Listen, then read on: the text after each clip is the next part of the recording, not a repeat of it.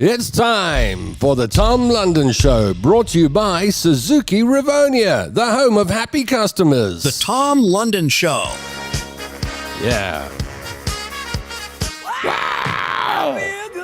Thank you very much. Ha-ha! My fingers are all over the place today. Hello to you. A big hello to you. Tuesday, 3 o'clock is a time that I really look forward to because I get to go, hi, how are you? How's your weekend been? How's life been going since we last chatted on Thursday? I'll be looking for your reactions in the comments. If you're joining us for the first time, welcome to the Dysfunctionals Club. If you're joining us on YouTube, you're part of the small but growing audience. Sometimes you beat the Facebook viewers on numbers, so thank you if you're on YouTube. And then Tom's Army gathers in the comment section below the video on Facebook. So welcome to you. It is great to have you with us today. So now, standing by in Cape Town is the one and only Viv Climbs, ladies and gentlemen. Good afternoon. I don't know. How's it, Viv? I've got color-coded buttons, and I've been knowing which one's which for a whole year, and then today I'm pressing all the wrong ones because I wanted I know what's wrong. There's too much light on them. I can't see. I wanted a round of applause when you joined us. That's what I wanted. There we go. Walter Freden Park welcomes Viv Climbs this afternoon, who is going to be telling us about how she ran up Kilimanjaro, or didn't. I'm not quite sure. We're going to find out as the show progresses. Pop your comments in the comment section. I'd love to say hello to you, see how you're doing. If it's your first time viewing, say first time, and we'll say hello to you. So how's your life been going? What's been going on? Tell me in the comment section. I'll tell you about mine. Geysers working, hot water again. Oh, I love hot water, Viv. Isn't it amazing? Go without it for a few days, and then all of a sudden, hot water becomes one of life's luxuries. Forget Lind's chocolate. Absolutely. And I think you were speaking about Helen Ziller the other day, and she's going to win a ticket on promising people hot water. Just basic services. Yeah, well, I'll keep the lights on. Mayor! Yeah. Oh, boy. So how are things with you down in Cape Town? Cape Town is great. So it will be a mess if I don't mention the weather. And this year's autumn and spring to me has been exceptional. So this is great. So I haven't had a lot of wind, not too much rain. So I approved of this year's weather, but last year, terrible. -10. Well, -10 points. Even a bad day in Cape Town's a good day. You've got the scenery. Yeah, I don't think that's enough. I mean, you can't just explain everything away with a mountain, even though they're around here. So life been all right the last few days? Last month or so that we haven't seen you? Everything good? I'll tell you how I am. I can tell you what's going on. So I've been on a relatively positive valence in terms of neurochemicals and my endocrinological system. So that's how you feel in your body, which to me is great. Because sometimes that's as important as how much money do you have, all of that stuff. How does it feel to be in your body at that stage? And at the moment, it feels all right. Well, you're looking wonderful, I must tell you. You're glowing.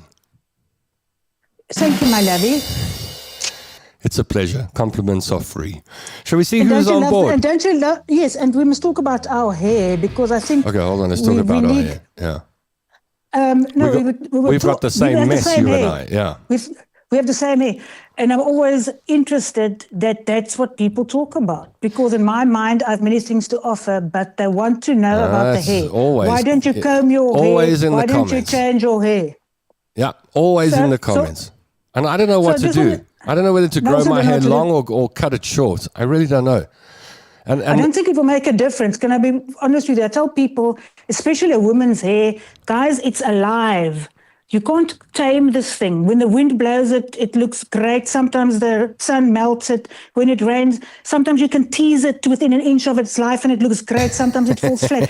Tom and I don't have control over these things. No, it's hair. No, you can handle some days we have a good hair day. Sometimes we don't have a good hair day. Just deal with it. 2 days ago, I wake up, I get out of bed, I go to the bathroom, I look in the mirror, and it looks like the world's best hairstylist has been blow waved my hair and given it body.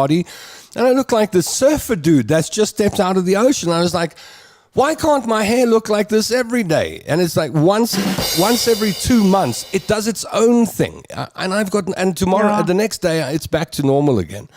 So I don't know. It's coming soon. Before the end of the month, I'm either chopping it or I'm letting it grow and coloring it or doing something. Let's see who's in the comment section and who's on board today. Alistair Jameson, our pal L, make it a double, is first on board in the comment section. Anita Maynard says, hello, my Dysfunctionals family. Gail Mortensen is on board. So is Helen Mittbach. Heather Knickelbein has been traveling around the country, but she's back now and had a lovely holiday. Glad to be back with us all. Good to have you with us, Heather. Margaret Guider, one half of the Guider Counters, is on board. The other half, Yuna, is on board too. Who else we got you? Moira Ann Blades says, hi, everybody. Rosie Brown says hello. Alistair says, first time, nonsense. Jeff Owen says, hi, Tom and Viv. Hello, Jeff. Thank you for joining us. Good to have you with us today. Linda Edmiston says, watching, but there was no sound. Okay, now. Yeah, that must have been on your end. I've done everything right today. Gwen Sanders says, hello to you guys. Patricia Holcomb says, hi, all. Emily Hudson says, hello, Tom's Army. Hi, Viv. Looking forward to seeing you again. Happy day. Russell Landau's on board. Patsy Ridlinghate's on board. How's your back, Tom? I've been doing stretches. I don't know if you know this, but I get really bad sciatic pain, which is sacral joint pain. And I'm ill-disciplined when it comes to doing stretches. But the last week it got so bad that I've been doing nothing else but stretches for the last 5 or 6 days. And I'm better. I think I'm better. Thank you for asking, Gwen. My back's better. You're definitely glowing, Viv, says Margaret Guider. Hi, people. Just keep your hair clean. Looks good. I'm not sure if Nikki... Did someone... I can't remember who. Someone on my page reminds me to wash my hair. Every now and then. I get a reminder. I disagree with it. I once heard somebody say it's not healthy to wash your hair too often. Also, when it's a bit dirty and you tease it, it stays up lacquer. Yeah, that's true. Get more body out of a dirty head of hair. Why are you so close to me that you will know it's dirty or not? Yeah, What's wrong with you? What are you looking at? Wendy Coetzee on board. Soraya Lara says, hi, everybody. Eve Brummer is on board. We'll see if anybody else is joining us. Morris Zach says, howdy, Viv and Tom. Hello, Morris. Thank you for joining us this afternoon. Germiston. Hey, Germiston is represented today. Hi, all the craziness, says Minx to Prayer, and more will join us as we go through the hour. So I wanted to ask you a couple of questions, but I can leave that till later. No, you can do it. No, whatever. Everything's going to happen. Yeah, well, I think maybe we should get into the Kilimanjaro talk, which we'll do in just a moment. Whilst any good motivational speaker worth their salt would challenge us to climb Mount Kilimanjaro and empower yourself by getting to the summit, Viv Vermaak, on the other hand, is a dismotivational speaker, and she'll be giving us another point of view in just a moment. You like it? You want it? We've got it. So come with me. I'm going to show you how we prepare your new baby. So this is step 1, where your car gets a PDI, also known as a pre-delivery inspection. Our technician ensures that every bolt, nut, your tires and your fluids are checked 100% and all ready to go. So guys, this is step 2, wash and polish, where we make sure that all new Suzukis sparkle the way they should. So this here is step 3, where your car is ready on the showroom with your bow, your congratulations board, and your special gift. And if you want it to be extra special, bring your friends, bring your family, bring whoever you want to, because this is your moment. Because at Suzuki Rivonia and Suzuki Kailami, we'll make this moment exceptionally special for you. Yeah, you go along, speak to Gavin or one of the people at Suzuki Kailami or Suzuki Rivonia. 3 steps and you're in your brand new car, baby. Hello and welcome to the show. I'm Tom London with you till 4 o'clock. On the show with me today is Viv Vermaak. And Viv is going to be giving us a dismotivational talk about climbing Mount Kilimanjaro. Viv.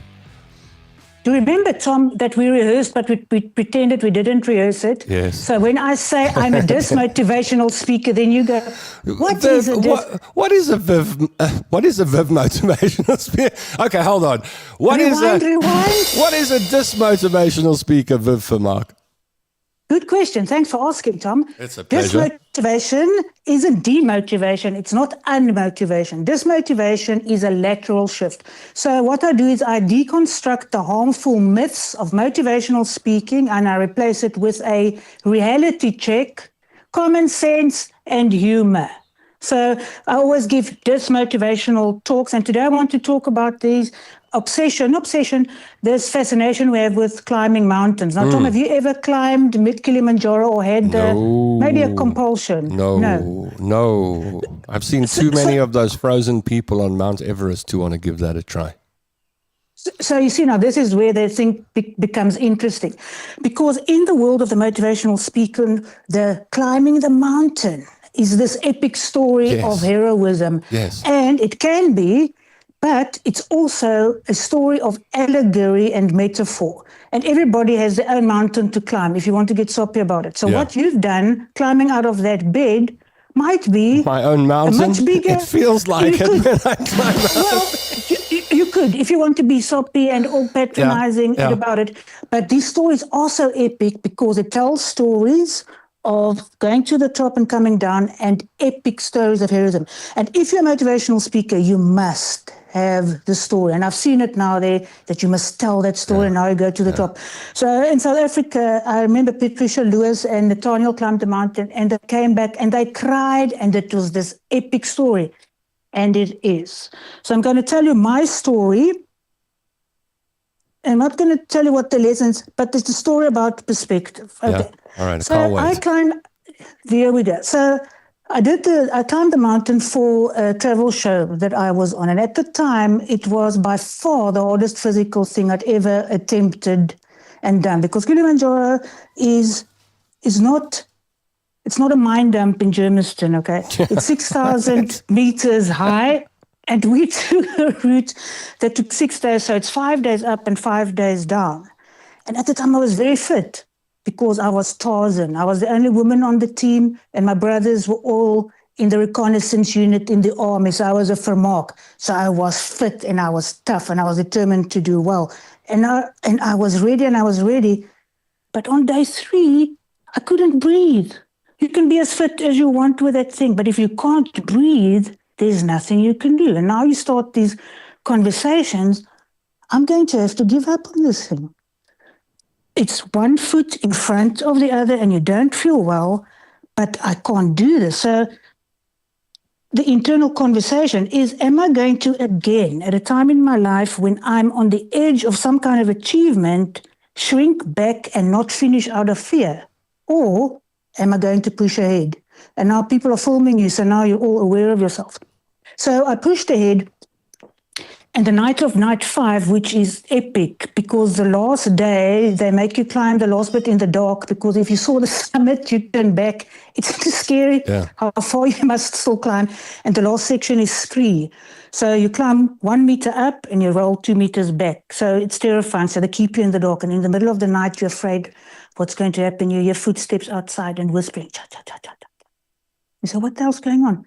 They're carrying a body down from the top. Somebody died on the way to the summit just the morning before we did because they stagger you. So I thought, what the hell am I doing here? So you wake up, the sunrise, now you climb the scree and they make sure that they time it so that you hit the Mount Meru point where you sit almost on the top of the wall, but not quite. And you watch the sun rise over Africa. And the plan was for the team, we're all going to summit together, kumbaya. And I thought, am I going to do this because somebody has died? And then the one team member collapsed and they had to give it oxygen. And I don't want to die, but I want to finish. And the sun rose. And I said, I'm going to do this thing properly. And as the sun rose, I threw off my backpack and I ran the last kilometer after almost giving up. So The story could be, if I was a motivational speaker, woman goes from almost giving up to running to the top of Kilimanjaro and being the first in a team. Now, that's the story a motivational speaker would have told you. And it would have been true. But I'm not a motivational speaker. I'm a dismotivational speaker. So behind every one of these stories where the story is so pure and it's so heroic, there's almost always another story that's a little bit dark, and I'll tell you what mine was. Okay, so everything is right, and I'm fit, and I'm going to climb this thing, and I'm the only one, and I must do well. But there's now a bit of a competition in the team, okay? Mm-hmm. And let's not say where it came from, but I was included in the conspiracy. So people saying, Vivian, are you climbing the mountain? I said, yes. They said, okay, but it's not a competition, okay, Vivian? I'm going, why not? They said, because it's not. It's not a competition. I said, fine, it's not a competition. But of course, it's a competition. So every day as you walk, and I'm struggling, and the guys, because it's not a competition, they're at the camp and they're like, yes, are you only here now? I was here 2 hours ago. Yes, I said, okay, that's fine. But it's not a competition. It's not a competition, right? Are we agreeing? No, it's not a competition. And I said, but if it was, this is the indicate. Surely there's only one day where it matters whether you're there first or not. Yeah. It must be on the day of the summit. Yes, but it's not a competition. Anyway, so now all of the rest happens, and people are dying, and you're questioning yourself, and you can't breathe. And we know it's not a competition. We're going to walk to the summit together, and the sun rises over Mount Meru, as I said, and there's hair climbing on your skin. And you notice, where's this other that's supposed to be waiting here with us to summit together? And he started sneaking off. Ting, ting, ting, towards the summit point now. And I said, don't say you're bliksem. This is a competition. And I started running. Now, you can't really run on the top of Kilimanjaro because you can't breathe. It's like on the moon. So I'm going like in slow-mo. But he's now ahead of me, and he's going slow-mo. But you should have seen the look on his face when I overtook him, because he didn't expect that. And as I'm going past him and I'm waving, and he goes, huh? And I go, huh?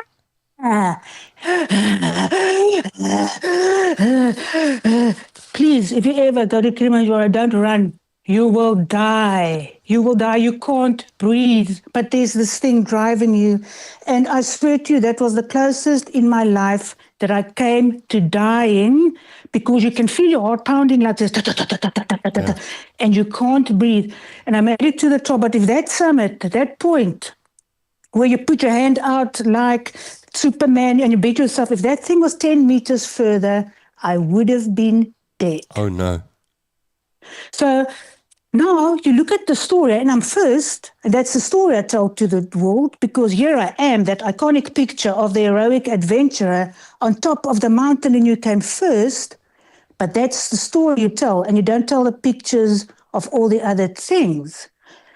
And the difference between, now you start realizing, wait a minute, the difference between woman runs all the way to the top of Kilimanjaro, and after almost giving up, the difference between that and stupid fool hardloop haarself op 'n berg gedood, the difference between that is 10 seconds. But we shoehorn these stories into these narratives where you're always in the center and you're always heroic. And it really isn't like that. Because what is the story the mother of the man who died the previous night told the children? Children, at least your father died a year ago. He climbed a mountain. I'm not saying he was or not. Or do you say, that stupid fool? I told him, don't climb the mountain. It's not worth it. What is the story you tell after you made it to the top? That's the perspective. The story you told about the dead bodies. For every one person that makes it, there's 1,000 dead bodies. But we want that picture.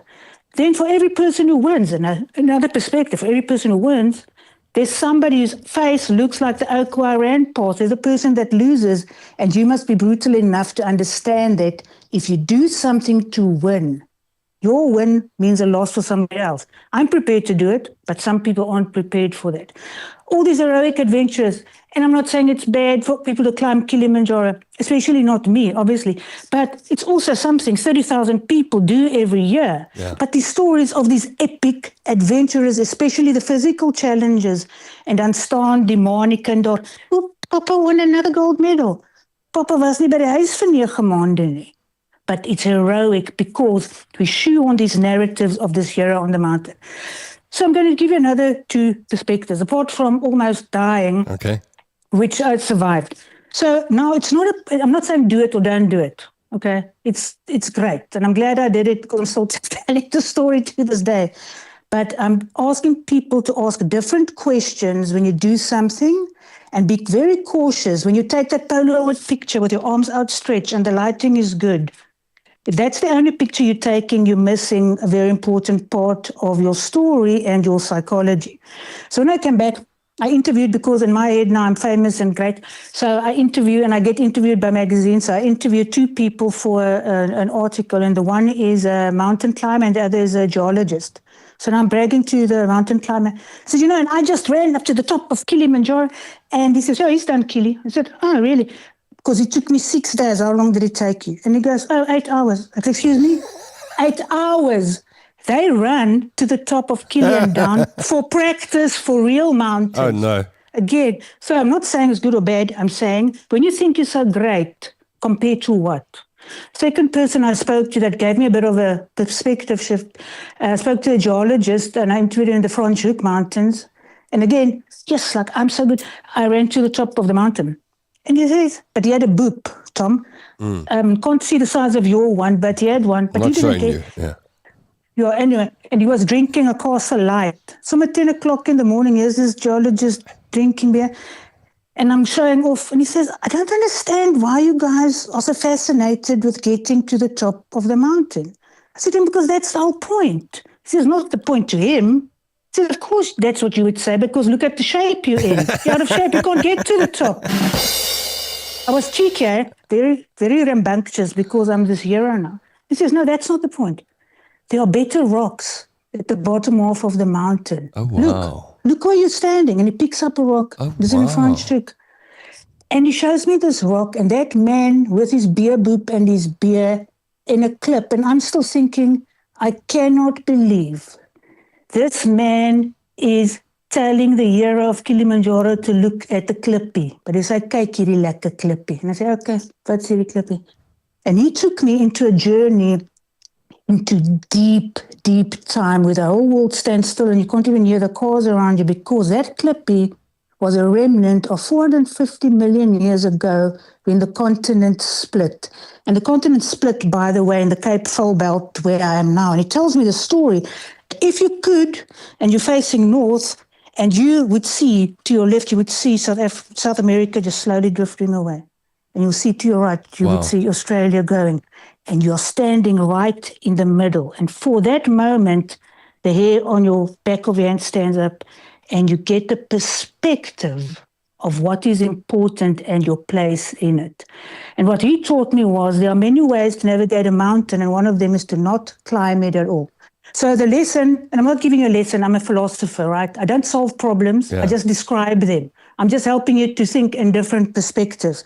But the lesson is not that you mustn't try to win. It's human to win. It's fun to want to achieve. And that same skill, or if you have the capacity to fight to win, which I think you did when you came out of hospital in a way. Yeah. But that was for a different reason. But I still have those things. I'm going to show you something, because I'm showing off. Earlier this year, my body can't climb mountains, but that same thing, that same FU attitude, I'm doing this to beat you, Fatsua, I did it earlier this year with my public speaking. Because I thought I'm going to become a public speaker. And the message my people told me, my little Cape Town club, Vivian, are you sure you want to enter?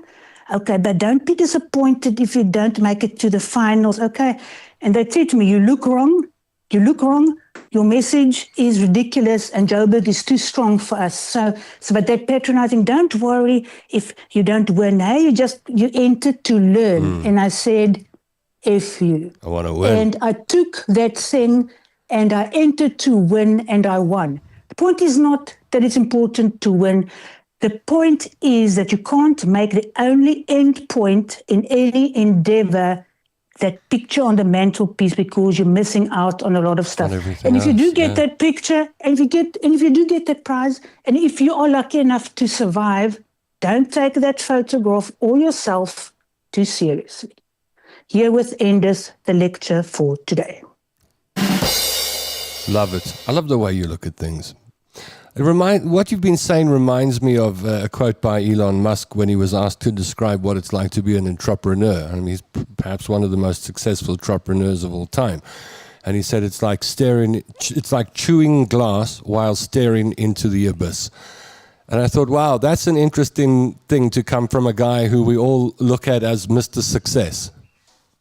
I think what's very interesting, well, look, Elon Musk is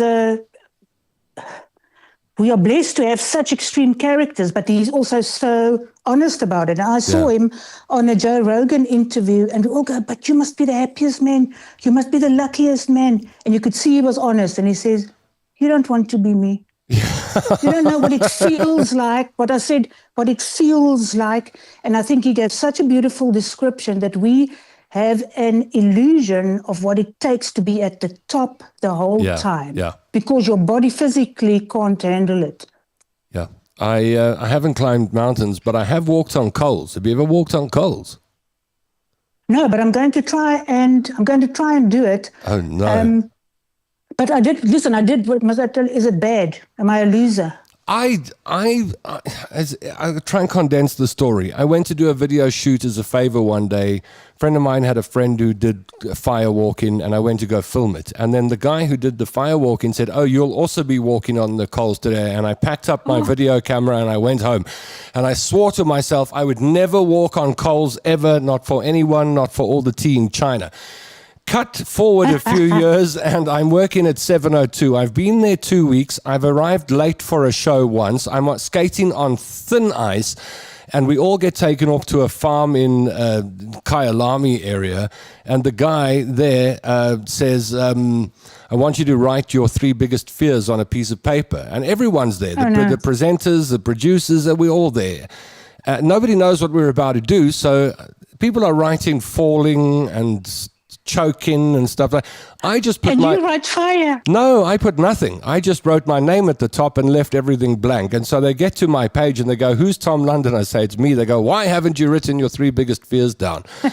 And I said, well, at the moment I'm sitting in a comfortable chair on the ground in Kyalami. Nothing's threatening me. I've got absolutely no fear, nothing to fear. And look, if you dropped me from a plane right now, I'd write falling from a plane, but I don't have any fear. And they said, that's wonderful. You'll be walking on the coals first tonight. And I went, what? Fire walking? And I couldn't say no because I think I would have lost my job. So I had to be the first person, and I never, ever wanted to do it. And I had to walk on the coals. I always say I walked on coals for 702. I really, really did. What's it like? I think it's hot. It's hot. It's as hot as you think it's going to be, actually, but I didn't get burned. Yeah. Yes. I wouldn't do it again. Like me with bungee jumping. Look, they do have tricks with those fire. They've figured out exactly how long this thing must be, and you'll only walk when there's ash. But it's still impressive. I was telling myself that because people said, they use special coals. They use the when we came in, they chopped down a tree. The tree was busy burning in the backyard. They were preparing the tree to walk on. I agree. It was crazy. But can I tell you something? Yeah. And I now have FOMO. And FOMO is a terrible thing, my friends. Yeah. So, and it's revenge, it's envy, but we can only do what we can do. So right now, I don't have coals, but I have bare feet and matches. So right You're now, halfway there, I'm going to do as close as I can come to walking on coals. Yes, Viv's firewalk, ladies and gentlemen. Viv's firewalk. No, Viv, don't do it. No, Viv, don't do it. Don't do it, Viv. No, I'll do 5 matches. No, okay? don't. Viv, don't do it. Okay, I'm going to give it 1 more match, but then otherwise it's the universe. Don't advise this, Viv, for Mark. No, Viv. No, Viv, don't do it. I wanted to. Next time I'll get a lighter. Okay. I didn't expect Next time I'll get a lighter. I did not expect that this often. Wasn't so bad, guys. They're just carrying on. Listen, in a moment, I want to ask you about some of your favorite small towns in South Africa. There are one or two on my map that I've never been to that I want to ask if you've been to. And perhaps people will put their, if you've got a town that Viv might have been to that you want to know about, pop it in the comment section. We'll get to your comments in just a moment. You looking to get behind the wheel of a Suzuki Swift? We've got just the deal for you. The Suzuki Swift 1.2 GL Plus manual offers wireless Apple CarPlay, Android Auto, digital air conditioning, auto stop-start, 6 airbags, ABS brakes, ESP, reverse camera, and rear park sensors. All this can be yours at 229,900. That's a whopping saving of 16,000 Rand. So what are you waiting for? Pop in at Suzuki Kyalami and Suzuki Rivonia, the home of happy customers. Yep, they're the home of happy customers. You get along to Suzuki Rivonia and talk to one of the super sales people there that get you in the seat of a brand new Suzuki Swift GLX Plus at 229,900 bucks. You save 16,000 Rand if you tell them Tom sent you. Welcome to the Tom London Show. I'm Tom London. My special guest today is my friend Viv Climbs, who's been talking about running up Kilimanjaro and all the thoughts associated with it. Let's get to your comments. Gail Mortensen says, I'm busy reading a book of short stories by South African master storyteller Herman Charles Bosman, my absolute favorite writer. Today hallmarks the anniversary of his passing in 1951. Told Herman he has to wait. I'm pausing reading for now so I can watch the Tom London Show. Thank you, Gail. Margaret Guider says, who wants to wash their hair all the time, for crying out loud? Hi there, Tom and Viv. I'm a bit late, says Glenda Lawrence. That's fine, Glenda. And I hope you've pressed the like and heart button. If you have, you're one of our closest friends. If you haven't, on YouTube, Claire Gray says, use cream wash instead of shampoo. Anita Sinclair says, hi, Tom. One of my Canadian friends in Vietnam had back issues. She started doing yoga. It really helped her. Must be the stretching. I'm doing a lot of it right now. Doing cat-cow stretch. Be happy you have hair. I'm on chemotherapy. So, sorry, Moira. Sometimes it's like a Wild West town, tumble hair rolling around the house. That's tough. We're with you.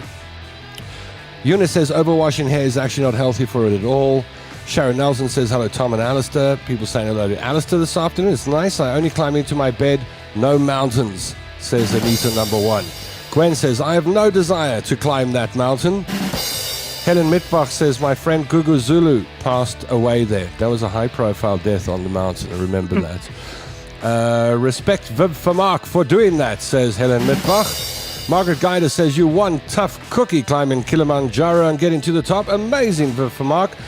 Seen a dead body on top of it. Oh, my soul. Moira LaRue says, I heard smokers handle at altitude better. I wouldn't know. Is that true? No, it's not a general rule.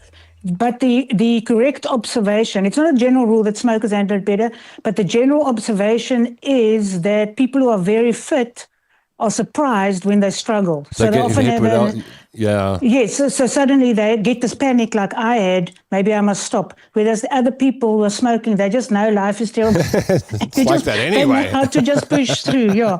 And you saw that as well on that game Survivor on the islands, that the very fit, very healthy people had an emotional shock when their life wasn't predictable anymore. Yeah, and I think altitude sickness can pick anybody, any fitness level. 100%. You don't know whether you're going to get it or not. Yeah. I love your competitive edge against the boys, Viv. You've got it in the bag. It's very childish. It's very childish, but what must you do? Do we ever grow up? Anita Maynard says, well done, Viv. Margaret says, your story sounds like the hare in the tortoise race. Just a little. That's cute. Yeah. Something I'm seeing, not impressed. Okay. Alistair says the top of Everest is revealing a lot of people that never made the trip in both ways in years gone by. I can't imagine what it would feel like to go up Everest and just walk past all these frozen people. I mean, you've got to be so selfish and I mean this not in a negative way, but your pursuit has to be so selfish that the rest doesn't matter. But that's also what's so attractive about this, whatever it is, and the mountain has this metaphorical quality to it, but whatever it is that I will win, I will get to the top, I will do it. And people have that, and that's what I'm saying, just be careful when ambition becomes psychopathy, and the line between the two is very difficult to distinguish. Very good point. Margaret Guider says, you're incredibly strong psychologically, Viv. Respect. Gail Mortensen says, Alistair, wowzer, the satire is awesome. Viv is amazing, very inspiring, says Anita. I love that winning attitude between you and Tom, Viv. You have that in common. We just told you to not climb the mountain, guys. Don't climb the mountain. That's the inspiration for the... Take it from us. Think it over properly. A lovely message today, Viv, says Glenda Lawrence. Alistair still wants to do a tandem skydive. That's no. Vanessa Schmidt says, my daughter and son don't see obstacles. One is top 5% of Harvard entrants at Harvard for MBA, and my son does documentaries, films, edits, and interviews presidents and politicians. I admire them so much because I'm not that interested in such endeavors. Yeah.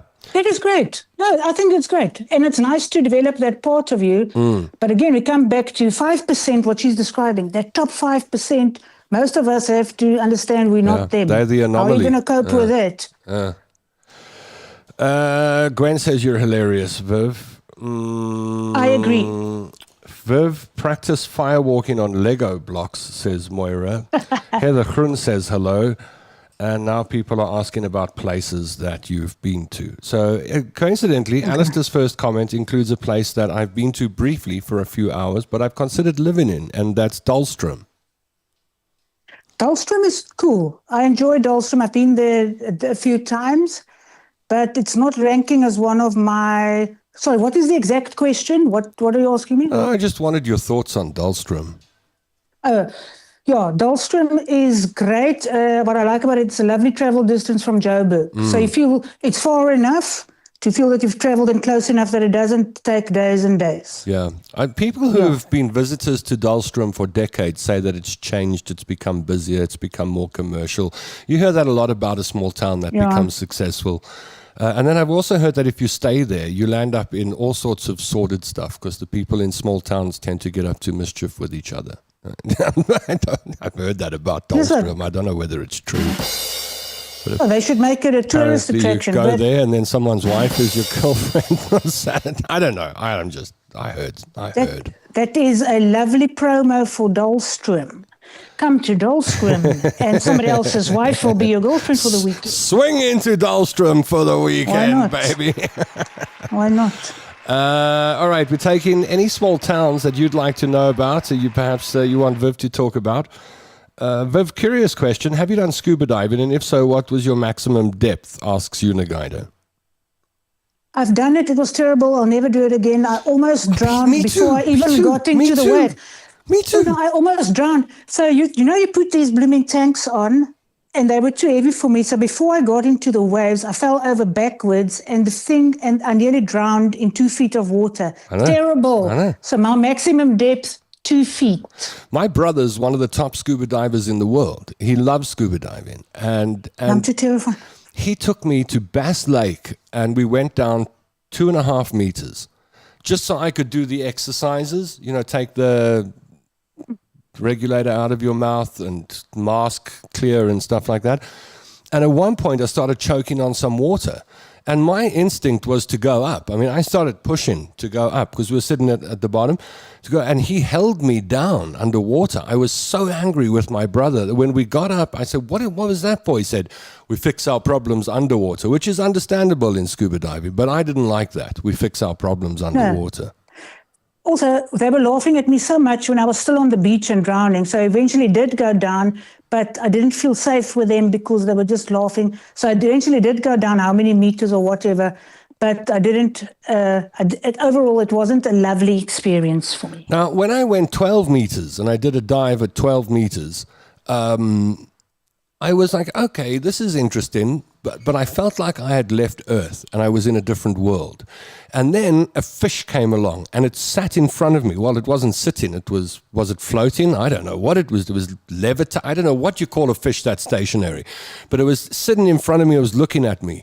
And I looked at this fish and there was this one thought in my mind, and that was, your world is not my world. That was my only thought. Your world is not my world. It was as if I had jumped out the car in the Kruger National Park and I was walking past the Pride of Lions. And I had this thing in me that said, I'm not supposed to be in your world. But anyway, there are people like Una and Tanya who love scuba diving. Yes. But no. yeah, okay. So scratch that off the list for the two of us. Soraya Lara wants to know. We've done it. We've done it. Yeah, just once. Done. Yeah. Hazy View, says Soraya Lara.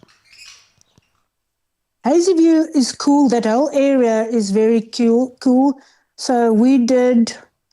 So no, that whole area is very cool. And what is nice, if you travel from place to place, and they have that very long cliff dive thing with bungee ropes and stuff, which is great. But I've done it 5 times. I'm never doing that again either. But it's lovely. And we went there with Fiona Coyne, and she's so short, but she's obsessed with heights because she's so aware that she's short. So she couldn't get enough of it. She just wanted to bungee jump the whole time. Fiona Coyne was also a Springs girl. Born and grew up in Springs. Mafeking, says Linda Edmiston. Mabatu or Mafeking? Oh, I've got my own thoughts on Mafeking. That place is it's like you turned the rubbish bin upside down. Yes. A dry and bin. I don't mind it. Yes, and I don't mind Really? Because I don't mind it because if you travel from Joburg and you see how it changes, and then on the other side out you pop in Sun City, then you go, okay, this is an interesting story. So I don't mind it for that historical and economic journey. I just think it's very dry and dusty and not much there, but maybe I'm wrong. Stan Katz comes from Mafeking. That's where I think he was born there and grew up there. Tradish. Bravo, Viv. What a climb, running the race in Summon said not many would achieve what you did. Viv Vermaak strategy all the way. Unagaida asks about a place that I've never been to but came very close to last year when I went to Uppington, and that is Ograbis. Ograbis is magical. So, there's something very magical. And again, because you get a sense that it's on the edge of a completely new universe, which is Namibia, that side. So this world that you spoke to the fish about, for me, that's when I go to Namibia or the desert, that this is a world I don't know at all. And Ograbis is there on the edge of that with all that water. Yeah. Margaret Guider says, I love your never give up attitude, Viv. Same to you, Tom. Mikey's Fontaine asks Glenda Lawrence. I've never been to Mikey's Fontaine. Mikey's Fontaine is cool. Where Mikey's Fontaine's the Karoo? Yes, it's in the Karoo. I just want to correct something. I'm not saying you must never give up. I'm saying you must give up. It doesn't matter whether you give up or not. The guy, I'm not a... The guy... You're verging close to motivational now. Listen, yes. The guy who got more of the guy who didn't even climb the mountain got as much value as me. So I'm not saying never give up. I'm saying if you have the capacity to try, but it's not the be-all and end-all. Yeah, you could sit at the bottom looking at rocks and be just as happy. Yes, and if you want to brag about that photo of you at the top, do it, but you can't take it too seriously. That's the message. Yeah. Gail Mortensen says, Dahlstrom is a nice place to visit. Day drive, enjoy a trout luncheon. Helen Mittbach says, Kaapsehoop with the horses running around. I've been there, and I remember waking up in the morning in Kaapsehoop and going outside, and there was mist. It was misty. Wow. And there were these wild horses that were walking through the fields in the mist. It was like a fairyland early morning, Kaapsehoop. Cool. You just got to get past Sappi and all the smell. You got to hook a right at Sappi and get through all the paper mill smell first. I've never been to Kaapsehoop, but you're describing scenes, the fairy tale-ness, very much like Hogsback, which sounds like that. And I've never been to Hogsback. Glenda Lauren says, Honeston is my favorite place. Haven't been. Is it a lot like Paternoster? Is it the same kind of little fishing village type of place on the coast?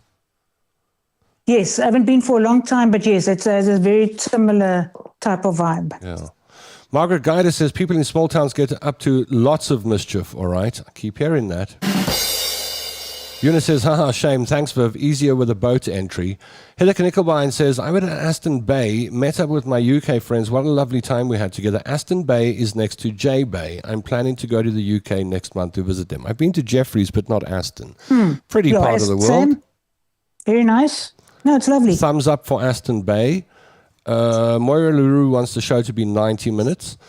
Unagaidi says, oh my word, I know that we fix our problems underwater saying so well. I almost died in Miracle Water once, but no stopping me in the water. She's a committed scuba diver. Margaret says... you see. Yeah? Yeah, you see. Yeah, almost, hey. Is that what you're concentrating on? Almost. Your brother Greg held you down nicely in the water. Hey, boyki, don't mess with them divers. Or my brother Greg. Orientals, Port St. John's. Yeah, Port St. John's is cool, man. Well, that's where Capital Radio's license was. They were licensed in Port St. John's, and John Burks in his first shows there would have to catch a pontoon across the river to get to the studio. I've never been to Port St. John's. That's lovely. And again, for me, part of the drive, or to Coffee Bay, where I was more recently, part of the experience is hitting Tata, and you understand, oh my God, this is not Joburg. And the buzz, and this is the capital of this whole place, and there's no roads. The road is a string of potholes loosely knitted together with tar in places, but this is the capital, and it's buzzing, and there's money, and it takes you 3 hours to drive 2 kilometers down to Coffee Bay, and here's this hotel, and here's the people surfing, and here's the walking, and there's the hole in the wall. So again, for me, Mthatha is that disturbing life wobble before you get to the ocean.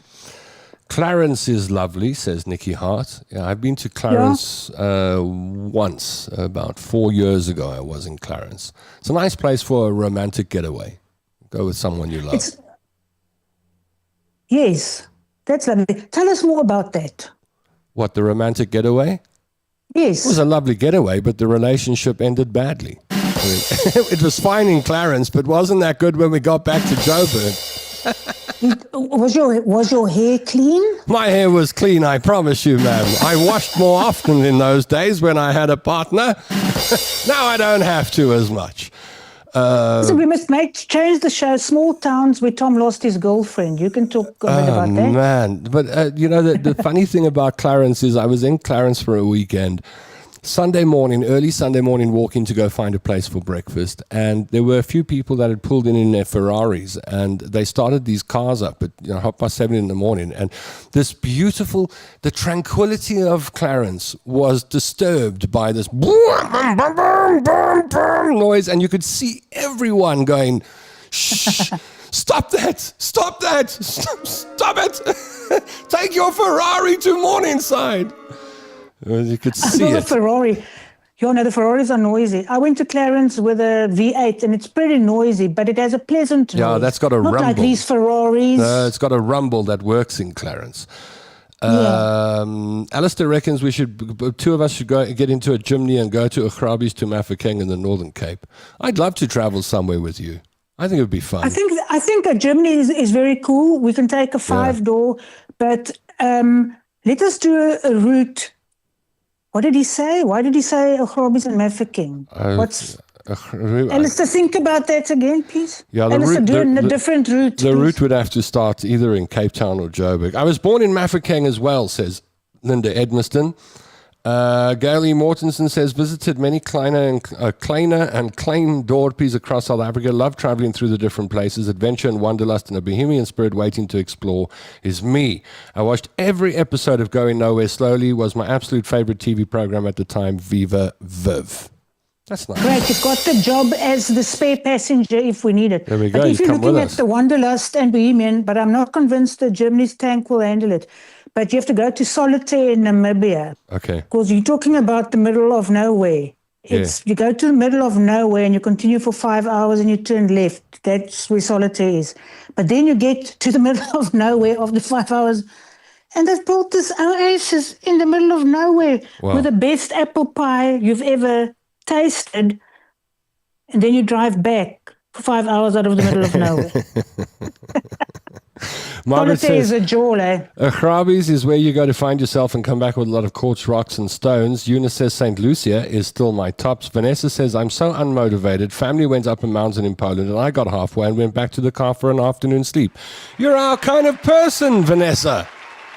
Did you think about it a lot and come up with a lesson? So this is my challenge when I do these motivational speakers, is that everything in life can be a lesson. So don't take them too seriously. So Vanessa, your homework is, and I want you to write it, come up with a credible reason for why turning around halfway is better than getting to the top.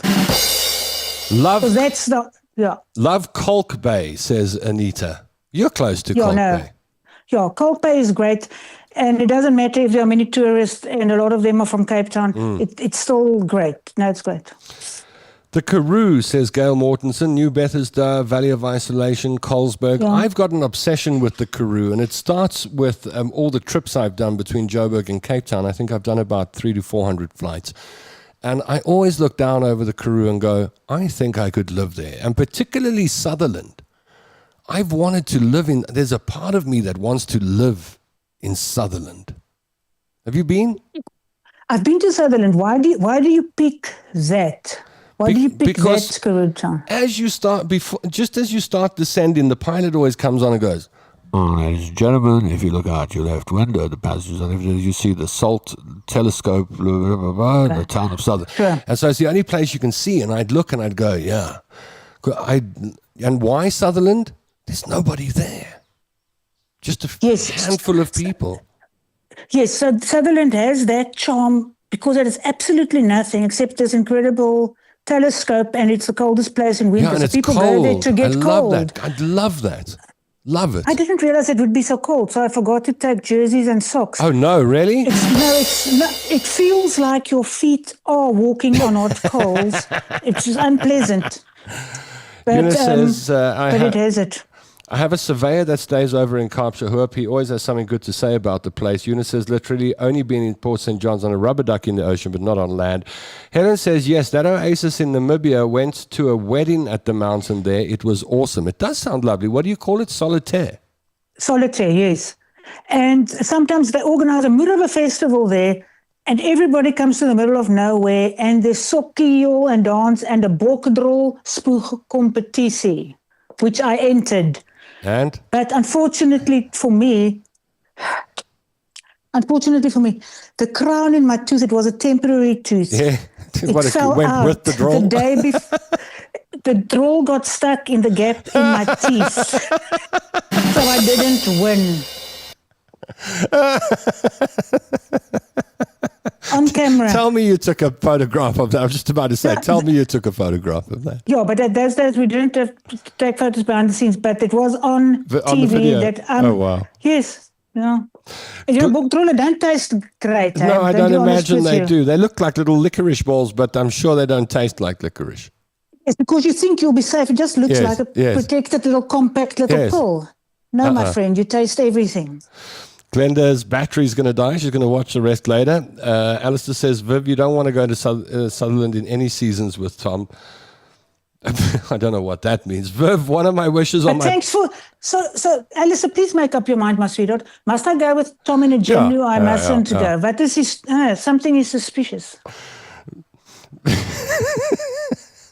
Viv, one of my wishes on my bucket list is to have a long chat with you. You are an unbelievably so different and interesting person, says Margaret Guider. That's sweet. Margaret, can I tell you something? You must never meet your heroes because they always disappoint you. So, but thank you, my lovey. Viv, you're so funny, says Helen. And can you believe that an hour's gone by? That's almost the end of the show. That's fantastic. Listen, I enjoyed it. Thank you, me too. These travel topics are great, but I suppose you can't do them every time. But I do want to try the walking on hot coals next time, but I'll have a lighter that works. Okay. But thank you for this. Thank you for this. Please, no. Please. Thank you for this. And guys, whether you climb the mountain or whether you don't, you're still going to end up average. And I want you to have the courage to show up for that, okay? I'm busy gathering names of guests that we can have on the show. And last week we got a number of names, and I started messaging people today. While we were chatting, I see Jenny Chris Williams just replied to me and said she'd love to be on the show. Fantastic. My favorite. So I am just so happy to, and it's funny, now we get these messages on our watches, on our watches of all things. Wow. She said, next week too full, but after that I'm free as a bird. There we go. So week after next, probably, I'll arrange with Jenny Chris Williams. We'll have Jenny on the show. Can't wait for that. And please put Kate on your show, Kate Turkington. I'll do that too. We'll add her name to the list. And any other names you want to put in the comment section before we close the show today, I'll be looking at those names and I'll be inviting those people. We'll just keep inviting people. I got some people of my own. But yeah, I think it would be awesome to see Jenny. Haven't seen her online or on air for a while. And I know that the two of us will have fun together. And it would be nice to reminisce and also for people to catch up with her. So yeah, you can look forward to that in a week or two. I've sent messages to David O'Sullivan. I've sent messages to a whole bunch of people. So with a bit of luck, we'll get some of our old friends, if you're a talk radio listener, or at the very least, South Africa's best commentators, broadcasters and podcasters and luminaries on the show. And that includes the monthly visit by Viv Vermaak. Thank you, Viv. Always a pleasure having you on the show. Really appreciate your time. If you want to follow Viv, go to Viv Vermaak on Facebook. You'll find Viv on Facebook by searching for Viv Vermaak. Go and follow her there because she's got other podcasts and other shows too. What else do you do? You've got other things you do. You put up on the page. Yes, let me just, I've started a new project which I think is cool simply because I created it. Like this motivational speaking, I made it up. It's my, we love owning things. Yeah. So I'm doing a podcast review. I have a monthly podcast with somebody where I do a review of other political podcasts. So the left said this, the right said this, the center said this. This was the best comment of the Maleva case. This was the worst comment. So I do a review of podcasts and podcasters, and I add my experience as a journalist because I have experience as a political commentator, as well as my experience of TV podcasting and being a creative director in the ad industry. So I discuss people's hair, and I say, what do they have in the background? And why does it sound like that? And he must improve this. So I review podcasts. You can find Viv's podcasts and the links to them on Facebook. Search for Viv Vermaak on Facebook and follow Viv there. Somebody wants us to interview Natalia and her family. I don't know if you follow Natalia. Do you? Yes, I do. Not Darosha. No, Viv. I'm going to introduce you to something new. You go search for Natalia Joint Payzee on Facebook. The most entertaining person I know on Facebook. There's always something going on in the family. I'm not sure whether the mother and her are fighting or whether she's written the mom off at the moment. But every week there's something that happens. So I think I'll get Natalia on the show. How's that? Maybe on Tuesday next week. I'll ask Natalia if she'll join us. So that would be a fun one. Well, thank you, Viv. And we'll see you in 3 weeks or so. Thank you. Big thank you to Viv Vermaak, who joined us out of Cape Town today. Well, that's it. We're done. It's another Tom London show. On Thursday, or maybe we'll get Natalia on Thursday. I'll send a message to Natalia now and see whether she'll join us on Thursday. Perhaps we'll get her up on Thursday. And you can expect more people to join us on the Tom London Show every Tuesday and Thursday on YouTube and Facebook Live. If you join us live, you can interact with us in the comments section. But a lot of people, in fact most, watch afterwards. They're the voyeurs. Welcome, voyeurs. And you can watch the show at your convenience. That's the nice thing about it. It's not linear. So goodbye to you. Thank you for joining me. I wish you a wonderful Tuesday and a pleasant Wednesday. And I hope that I see you again Thursday at 3 o'clock for another Tom London show. This show was brought to you by Suzuki Rivonia, the home of happy customers.